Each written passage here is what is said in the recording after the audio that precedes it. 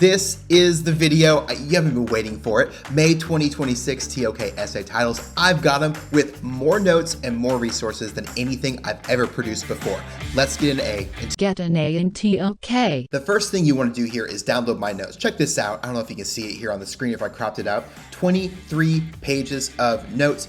I'm going to go through this entire document. This is going to be the longest video I've ever made. You can download this. I've got links. I've got ideas here. This document is telling you everything I thought as soon as I started studying these titles when they got released. So the first thing you want to do, pause the video. It's okay. I don't care. Pause it.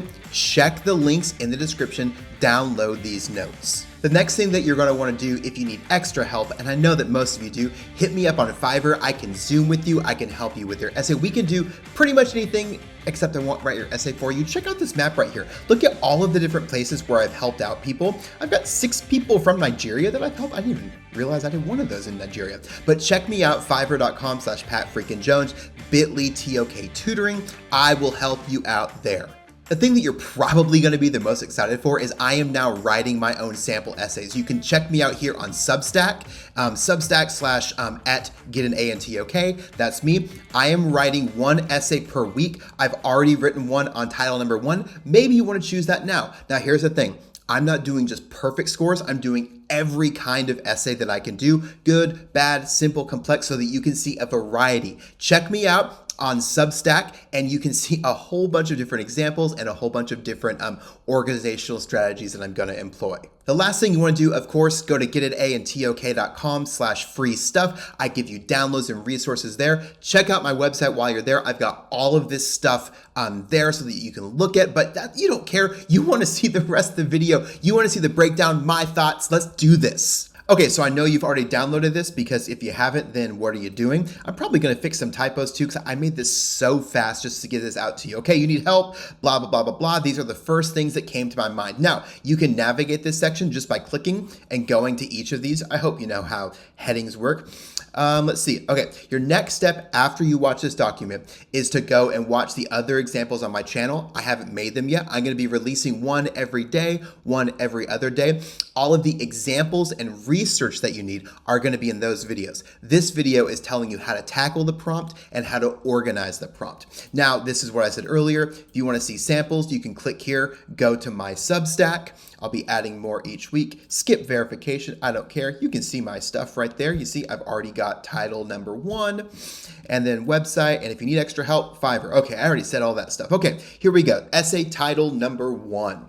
In the production of knowledge, does it matter that observation is an essential but flawed tool? Okay, so the key to answering this is, and so many people skip this, does it matter? This is not about if observation is flawed or not. It's assuming that it is. We are asking every single paragraph, and the conclusion needs to say, yes, it matters, or yes, it doesn't matter. But here's the thing. The title does make an assumption that observation is a flawed tool. And with all assignments in TOK, if you want to push back a little bit, if you want to challenge it, it's totally fine. You can discuss, and you're probably expected to if you're shooting for an A, is observation actually flawed?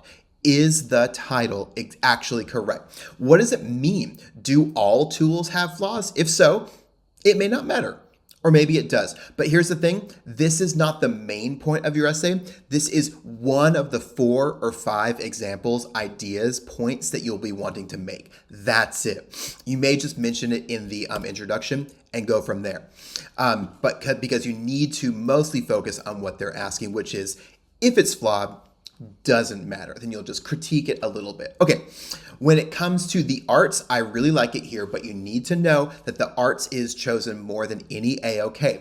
And a lot of people are going to say the active interpretation by viewers of insert a Banksy, a Monet, or Fountain matters and doesn't matter. So many people choose very few artistic examples. So if you do choose the arts, don't say, oh yeah, interpretation is vital for understanding blah, blah. I don't care. Nobody cares. You're not cool because you discovered Duchamp, okay?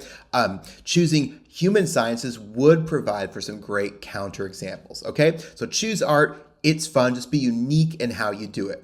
Okay, this is really important. As a tool, because we are saying that observation is a tool, One could assume that observation is being considered kind of an unofficial way of knowing, a WOK. Now, WOKs used to be a part of the core TOK curriculum, but they were taken out about 6 years ago.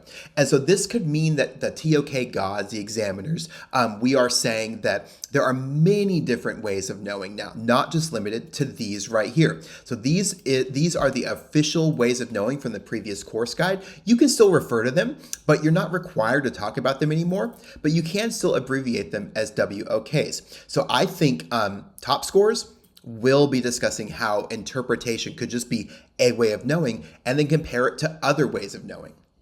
All right, what's next? It is essential that observation in the natural sciences, is that required here? I forget. Yeah. So observation here basically is empiricism. I'm just linking to Wikipedia there so you can understand what empiricism is. If you don't, did you actually go to TOK class? In the natural sciences, it is expected that you understand that empiricism or observation is the gold standard for gathering data in the natural sciences. But, and here's the thing, sometimes it's not possible. Sometimes you can't observe. Sometimes observation is the only thing you can do. And so those are some of the angles that you want to take. Let's look at the organization.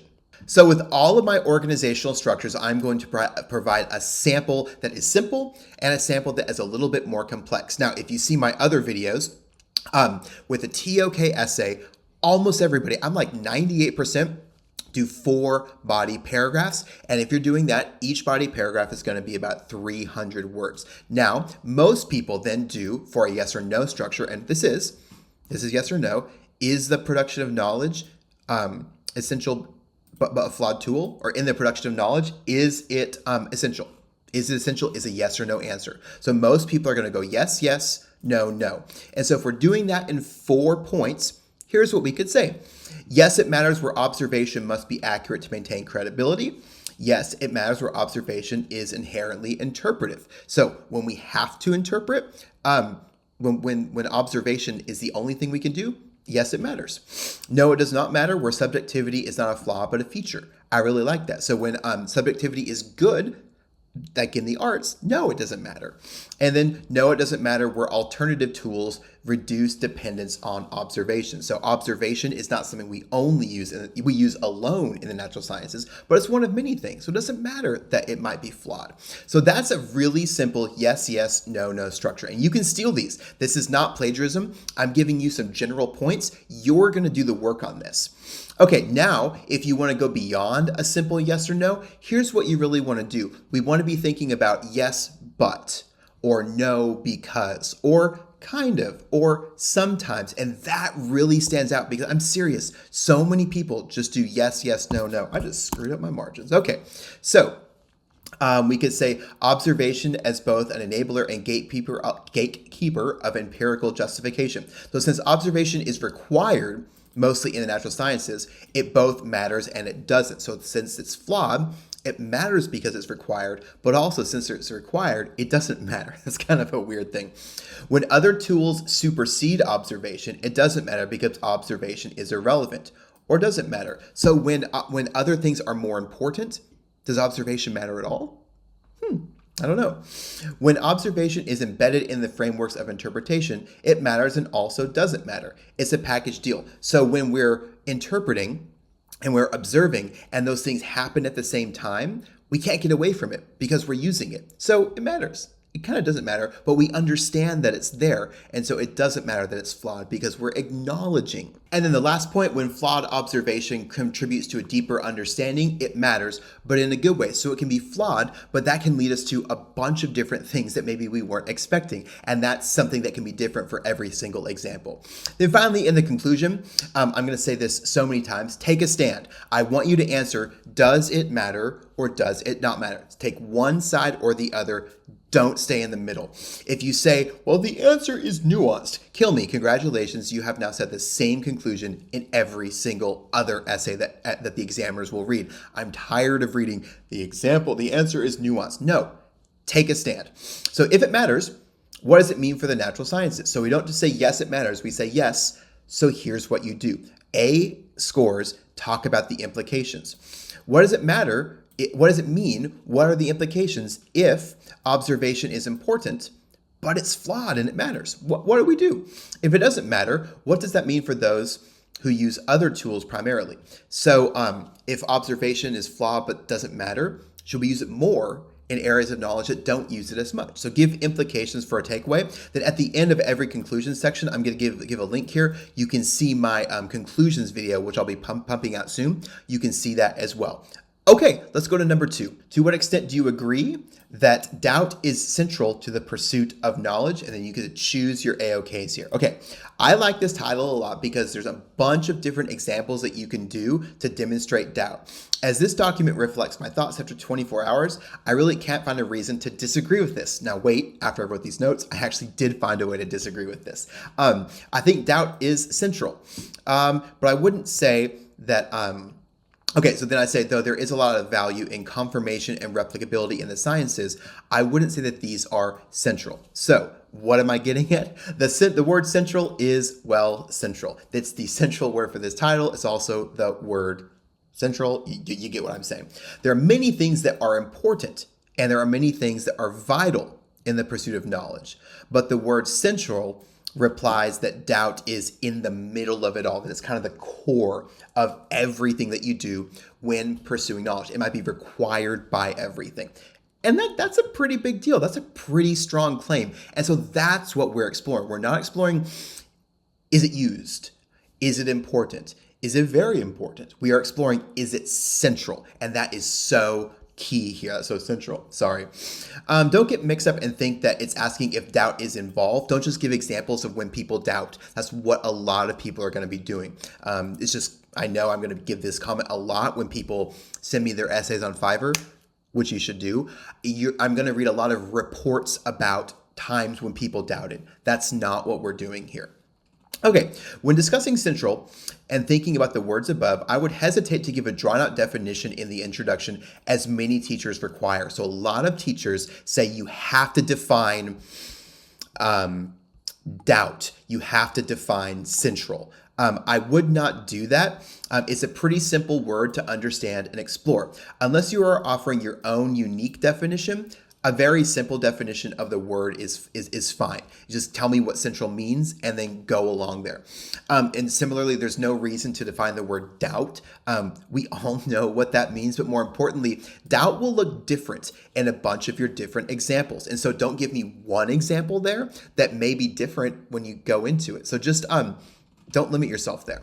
Okay, and to always, I'm going to say this multiple times, this is a TWE, a to what extent title, which means that you are expected to find answers and make claims, topic sentences, and in your conclusion that go beyond a yes or no, because there's no way you can do that, and say what spectrum is your agreement on. So every answer, body, paragraph, and conclusion needs to explicitly state the extent to which the evidence demonstrates that doubt is central to the pursuit of knowledge. When I mark this kind of title, I always do this. The first thing I do is I hit Control F or Command F if you're on a Mac, and I search for the word extent. And it's surprising how many full, complete, final draft essays I read, and they used extent like twice. It doesn't work. So finally, what is the pursuit of knowledge? This is a really interesting idea. And so it can encapsulate a bunch of stuff. So can we say that doubt is central in all pursuits, regardless of the AOK and the context? No. And so that's how I think you can disagree with it. I think we can say it's central in these kind of things, but not central in these kind of things. But it's not central in all pursuits of knowledge. There's just no way that's true. So I thought I couldn't agree with it. Now I disagree with it. Yeah, we're good. Let's move on. Okay, I'm not gonna lie. I went nuts with the organizational structures this year. I've been grading so many, and I have so many examples that got sent to me that got A's. I've been combining them all and really looking at them. I just came up with a bunch of really good examples here. So if you're just going for like an A-B organization, the simple way, you're going to have 2 that agree to a strong extent. Remember, you got to use the word extent, and 2 that disagree. So the first, so this agrees that doubt is central to the pursuit of knowledge. AOKs that rely on falsification and skepticism demonstrate agreement. as doubt drives the creation of hypothesis, peer review, and replication. So when we're doing anything to test something in the natural sciences, the proper approach to science is to try to break things. And that requires doubt. I can see that this is true, but I'm going to doubt it anyways. And so that's going to be the most easy answer that you can do. Nearly anything in the natural sciences is going to hit that. Okay, finally, then in AOKs that demonstrate continual growth, doubt is constantly fueling improvements on past theories, especially older ones. So kind of related to this demonstrates agreement to strong extent. So this is saying we have firm, solid beliefs and we're just making sure they're true. This is saying we have things that we knew are true and we're building on those things because we are finding holes in those theories. And we're going to have two ideas that disagree. So in AOKs in which certainty is more valued and attainable, doubt may eventually disappear from certain theories, axioms, or problems. So this directly disagrees with the previous point and disagrees to a strong extent. So there are certain things in sciences, in maths, that we just do not disagree with anymore. There is no doubt on that. But we can still use them to pursue knowledge. And so we might say that there's no doubt in those, but also in the maths, maybe axioms are the central part of the pursuit of knowledge. So there's two different ways to approach number 3. In similar AOKs, doubt is involved in knowledge pursuit, but material tools, community involvement, and access to previous knowledge or other soft tools are central instead. So it's an overreach, I would argue, to say that doubt is central in all knowledge pursuits, as this depends on the context of the AOK. So I really think this is how you disagree with it. And in any TOK essay, if there is a word like all or something, the answer is obviously going to be no. Okay, so really, doubt is important. Maybe we could say that doubt is involved in the pursuit of knowledge, but it's not always pursued. So I would agree to not to all extent, but to some extent, but we want to see just how much that is and how often and in what context. Okay, there's so much stuff here. Let me see. You can go ahead and read these. Which ones do I like? Okay, the sciences use doubt as a central factor, but it is not used alone. Okay, I really like that. So again, when doubt interacts with other ways of knowing, with other ways of producing knowledge and pursuing knowledge, is doubt the driving factor, the central factor, or is it one that interacts with others and some of those may be more central? That's a really cool thought. So we've got considerable extent, moderate extent. You always want to have some sort of word before the extent to show what extent you agree. Let's see. I'm going to just let you read the rest of those. Okay. This is an interesting one. In studying societies, religions, and cultural beliefs for the human sciences, remember, religion is not an AOK anymore, so that can't be one of your main points. If the WOK of faith is being used by those that are being studied, doubt may not be of much use, as the knowledge claims being tested cannot be proven empirically. So if somebody is studying the certain beliefs of a culture, and we can't prove that those beliefs are true or false, doubt just really doesn't matter that much. Okay, take a look at those other ones. Conclusion. So similar to title number 1, you want to come to a firm answer here. It's okay to use personal pronouns in the conclusion. That's great. So you can say, after learning all of this, I agree to blank extent.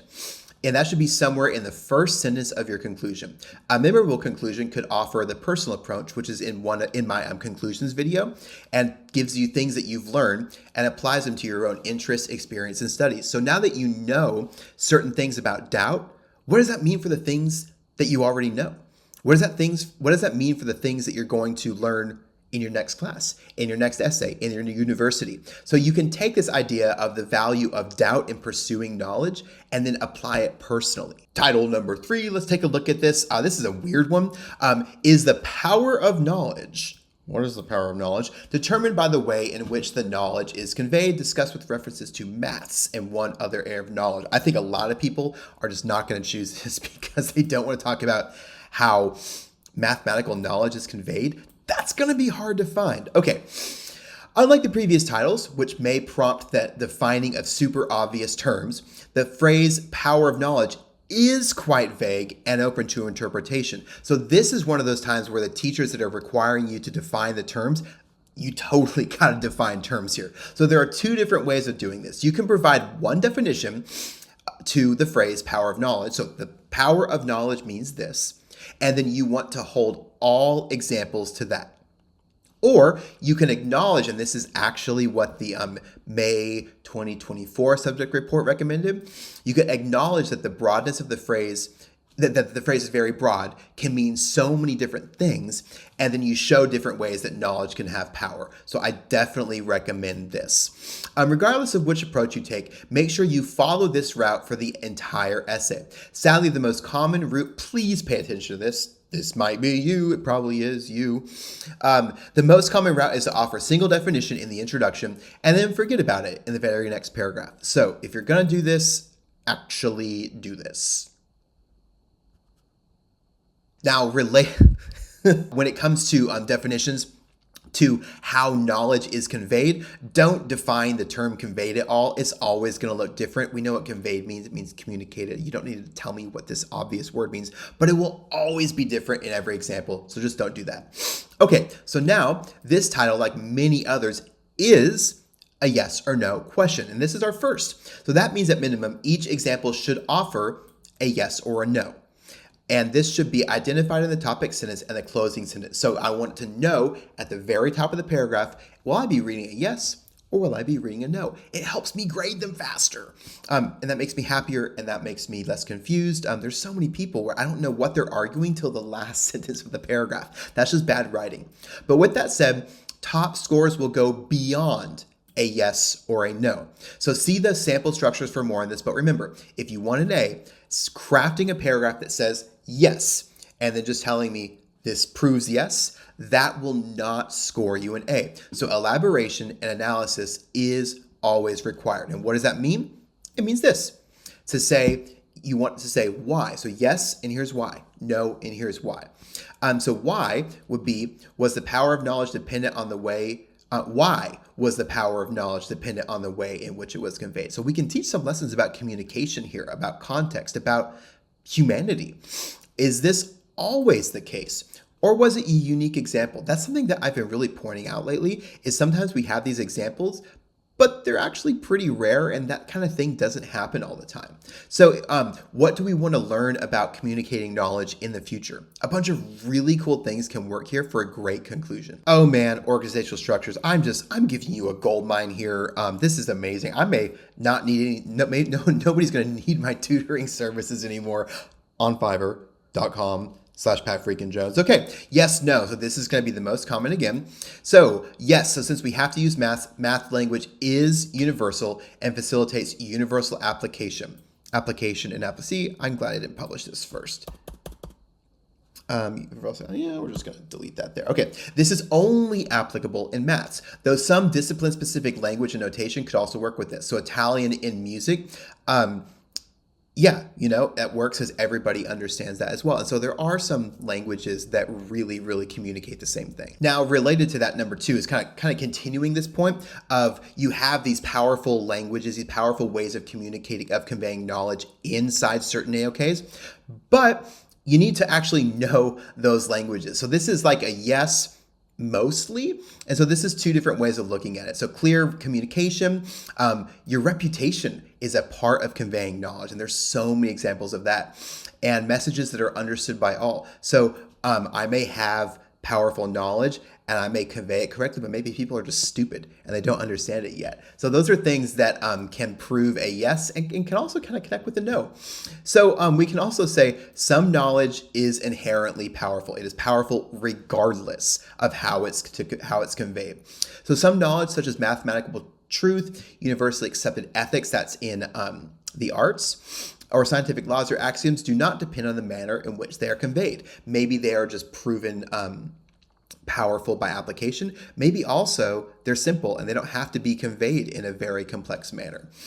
Poorly written documents in virtually all AOKs have power regardless of how they're communicated. So think about a historic document. The knowledge there is conveyed very poorly. Maybe it's confusing. Maybe it's biased. I think my example here, I love using Herodotus. Yeah, did I spell that right?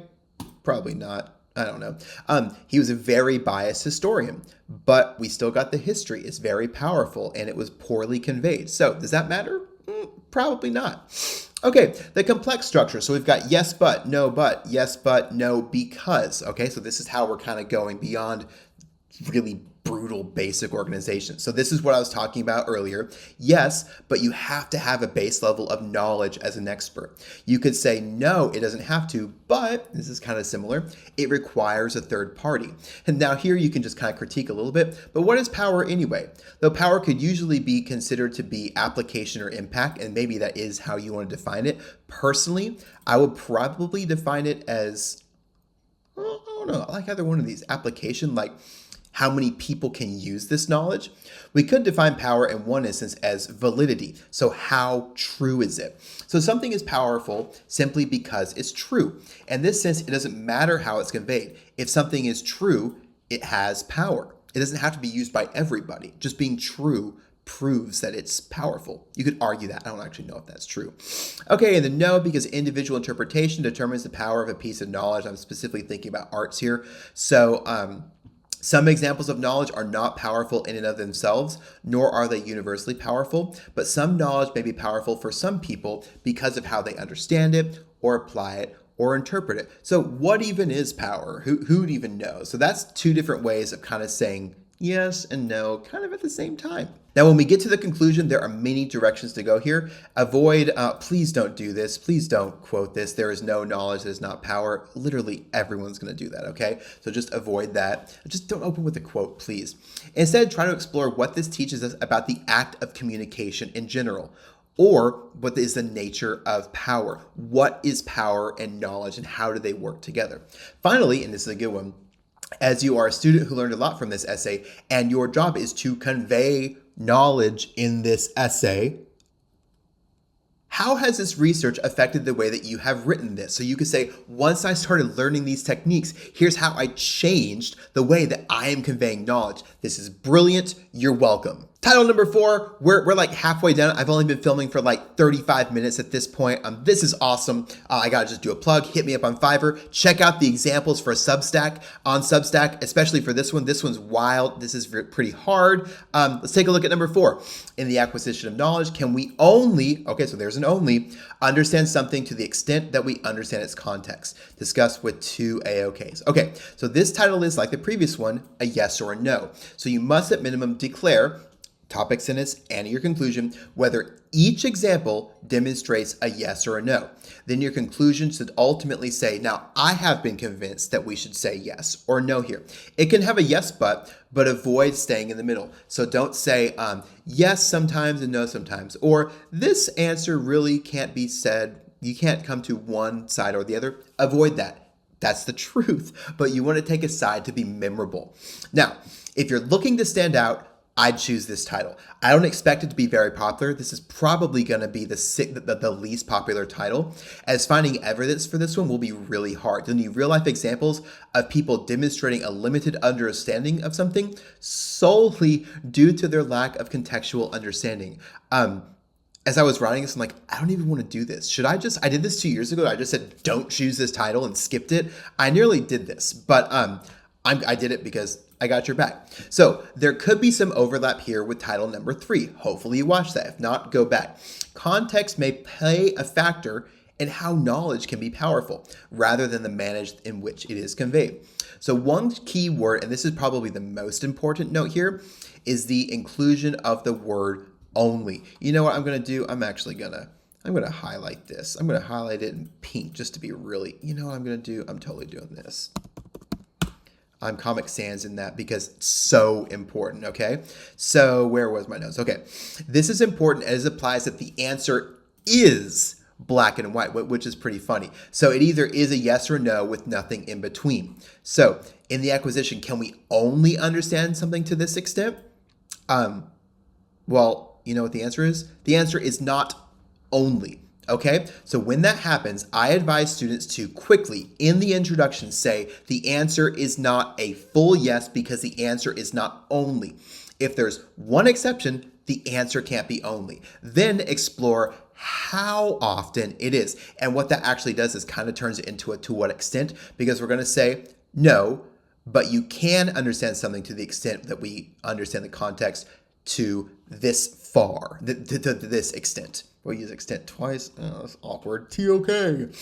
Okay, it's interesting that the title asks only if you can understand something. This is really unique because, as you might have seen in your TOK exhibition, we can explore the difference between understanding and knowledge. That's very unique. So we're not talking about if it's knowledge, using this knowledge, or something else. We're talking about understanding. So this can really shape how you organize things. And then finally, I have been teaching TOK for over a decade, and nearly every essay can work the best with one of the sciences and the arts, or a combination of those. This title really lends itself to history, which is not the case often. I think all of these, it's only required once in these essays. So just make sure that you remember that the AOK of history is focused on how we learn from the past. If you watch the rest of this video, go this way. I actually quote some stuff from the examiners telling you exactly how to do history. So just talking about history is not talking about things that happened a long time ago. That's not history. That's just stuff. That's just events. History is how we learn about the past. So for this one, because we don't want to say only, we're just going to go complex here the whole time, okay? So in history, knowledge doesn't exist outside of context, okay? So there are no facts that sit in a void. That just doesn't happen like it does in maths. Things are true because they're true. They're proven logically. We don't need anything else. It was true today, just like it was true 1,000 years ago. This is a great example that agrees with the only. And we might say only applies in history. That'd be an interesting idea. In some AOKs, understanding knowledge claims is affected by how well the historical context of the individual knowledge producer is understood. Somebody's like pulling up to my driveway right now. That's kind of creepy. So think about scientific claims made without certain tools, or works of art produced in a specific time and place context, okay? That's going to say, yes, the understanding of the context is really important, because look what happened in these different contexts. Now moving on to the no's. In maths and the sciences, a contextual understanding of many facts is not required. We don't need to know Pythagoras, don't use Pythagoras, but we don't need to know who he was or his context to understand what he did. I don't need to understand Newton to know gravity, and don't use either one of these examples because they're extremely overused, but I think you get what I'm saying there, that we can know a lot without knowing any sort of the context.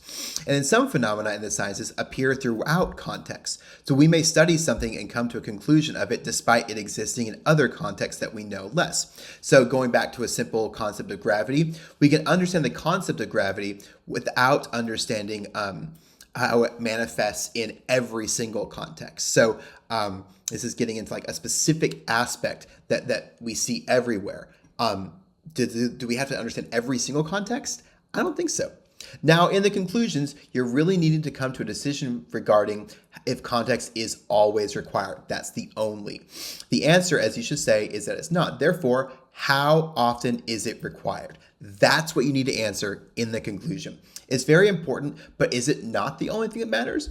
Maybe other things matter. I don't know. So come to this conclusion and then apply it to your own learning in a class that you enjoy. I like that. Oh man, number 5 is crazy. I'm going to blow your mind. I've got so many resources for you here. To what extent do you agree with the claim that all things are numbers? Which, by the way, this is misquoted. Answer with reference to the arts and human sciences. Okay, every year has the weird title, and this is it. I'm going to just put a star because I freaking love this one. But the thing is, this is actually kind of fun. It may also be stupid. It may also be completely incorrect, as you're going to see in just a minute. What's most interesting about the title, though, is we're quoting Pythagoras. We all use him in geometry, but we're not talking about maths. Again, that's going to make this super popular. But yeah, so some really helpful information, though, on the quote. So I always suggest when the title has a quote, you research the heck out of this quote. It makes you sound really smart. So we want to look at what Bertrand Russell said in order to better understand what he meant. Pythagoras, as everyone knows, and I put Russell's whole book here. Pythagoras, as everyone knows, says that all things are numbered. This statement, interpreted in modern way, is logically nonsense, and I agree. But what he meant was not exactly nonsense. He discovered the importance of numbers in music, and the connection which he established between music and arithmetic survives in the mathematical terms harmonic mean and harmonic progression. So he's saying that there are numbers in something as fluid as music. Blah, blah, blah, blah, blah. I like this. Okay. He presumably thought of the world as atomic and of bodies as built up of molecules composed of atoms arranged in various shapes. In this way, he hoped to make arithmetic the fundamental study in physics as in aesthetics. Bertrand Russell, really smart. I'm not sure I agree with what he's saying here, because we can learn more about Pythagoras in this document, which is just plain silly and crazy. Pythagoras is actually kind of making a metaphysical or spiritual claim here. So essentially, the quote in Greek, and I give you the Greek there, you can totally use it, directly translates to everything fits in the number. This fits with what the group called the Pythagoras believed, which was essentially that numbers were the building block or atoms for the universe. And now you know about this guy that you learned about in middle school. So basically, he believed that everything is made up in math, that there's an existence outside of our reality, and that's where math's numbers live. They're like our gods. Now, what's important it's important to treat this probably as hyperbole. It's also to know that he wasn't using hyperbole. So we can treat it like Russell does, or we can treat it as if he's actually believing that we are made up with numbers. So you need to choose how you're going to do this. Are you going to take the metaphysical claim head on? Is everything a number? Or are you going to treat this as numbers symbolically can be organized and we can see numbers behind all those things? Now, this is the to what extent title. Oops, I should say title here. Remember that every point, and especially your conclusion, needs to state the extent to which you agree. To what extent do you agree? Yeah, so in the conclusion, talk about you. And then finally, feel free to be specific in what all things means in the scope of your essay. You can narrow it down a little bit. It does mean all things, but you got 1,600 words. So we could say all things in the arts. Is all art, are all paintings numbers? Or we can just take it here. Do all paintings fit in the number? And if you're going to go this route, you really have to read these two documents. Don't just copy this and think that you're smart. You're not. That would be really dangerous. All right, let's look at the organization. Man, this is just nuts. I love this one. Okay, in the sciences like maths, things that can be explained numerically, so quantifiable data, are considered the most certain. So all things, the things that we know are things, they are the numbers. Now this is opposed to qualitative data, which may be convincing, but is rarely considered certain or all-encompassing. So this wouldn't be something that we considered like knowledge. The real knowledge, the real thing we could say, is that which can be expressed, that which is made up of numbers. Numerical forms exist throughout non-mathematical systems and AOKs. Music theory is based on numbers. The Fibonacci sequence is seen in both art and nature. There are so many things. I mean, if you're religious or not, the whole prospect of like intelligent design, you can see numbers in so many different things throughout the universe. That can definitely help you out. But let's look at the no. We could say the arts are special because they are the only AOK that expresses what cannot be expressed. Subjectivity and disagreement are inherent. They're vital. There is no piece of art that is universally acclaimed or universally agreed upon. And then secondly, human behavior is dynamic, not static. I'm going to say, or binary. It's not this or that. So what is true about human behavior at one point in history will most likely not be true at another point. So this is why the human sciences continue to be reevaluated, shaped, improved upon over time, because there is nothing symmetrical or static about the way that humans behave. Animals? Yeah, probably so. The complex structure, moving beyond a simple yes or no. Wait, this is not yes. No, this is to what extent do you agree? Yeah, you know what I'm saying here. Poof, movie magic. See what I did there? Okay, so we're saying I agree, or this example gives agreement to a moderate extent. While numbers can explain the function of a work of art, such as how songs sound happy or sad, and the sadness of a minor key, that's totally numbers. That does not explain the intent or the purpose or the effect of the art, okay? So numbers make up some things. They make up structure. They make out notes and tones, but they don't make up why I wrote the song in the first place. Agree to a partial extent. Qualitative and quantitative data often create the most certainty when working hand in hand. So numbers make up some, but not all things. That would be a really interesting way of looking at things. Now, disagree to a strong extent. Art can be made for any purpose, even the purpose of not being quantifiable. So I can make art that specifically isn't made up with numbers just to disagree with this prompt. Maybe you do that. That would be crazy. But if I can create art for the sake of not being understood, there's no way that numbers make that up. I just can't see how that works here. And that rejects the all. Again, we got to be careful with that of this title. Disagree to a strong extent, but in both AOKs, emotion is non-binary. It exists on a spectrum. I may want to reword that. There's not a way that we could say that numbers make up emotions as these differ from all people. So we know that emotions can be strong and different and differently interpreted and feel different ways. But with that said, emotions are connected to neurological signals and chemical reactions, which can be explained in some ways through math. So what do we know? I don't know. I'm a YouTuber. I'm not a physician, a doctor. I hated bio. You figure it out. Come on. Okay, and then the conclusion needs to go big here because Pythagoras was speaking big. Here we go. While I think that most of us will reject the idea that the foundational aspects of the universe are numbers, what can we say about how math is very prevalent in the universe? This is a crazy video right here. This is a video on YouTube that I share with all of my TOK students just to make them go, what the heck is TOK? Watch this, totally use it in the video, in your essay. This will also be in the title, I don't even know what title this is, Title 5 breakdown when I publish that in a few days. Number 6. We're nearly done. I can go to bed. I can't go to bed soon. I got to edit this first. Okay. To what extent is interpretation a reliable tool in the production of knowledge? This is so similar to title number 1 when I was making these notes. I was working really late and I'm like, wait, is this number 1 again? But with that said, this is asking us to think about interpretation as another unofficial way of knowing. So where does it fit? And how does it connect to the other official ones? Remember, nothing's official anymore, but just think of these as tools that you use to produce knowledge. What are some other tools? I think technology is a huge one. I use ChatGPT to write all these notes. No, I'm just kidding. I'm way smarter than ChatGPT. Okay, interpretation is absolutely required in history. What do I have to choose here? I forgot. Let's see. Oh yeah, this is the history one. Okay, so interpretation is absolutely required in history. So its reliability doesn't matter. I read this document. I really like this, quoting the American History Association. You can read what they believe about interpretation. To what extent is it a reliable tool? They will tell you. You could use that in the introduction if you want. It's required, but they know it's not 100% accurate. So what is their approach? Read the document and tell me what we can learn. Okay, again, it's a to what extent. Hopefully you've read my thing on that. Okay, this is important. I'm going to collapse this here. This requires history. That's going to screw a lot of students, not you because you're like watching this, whatever direction I put it, who makes events that happen in the past. They think that events that happen in the past are something involved in the AOK of history. It is not. Here's what it means to analyze the AOK of history straight from the TOK gods, aka the examiner report.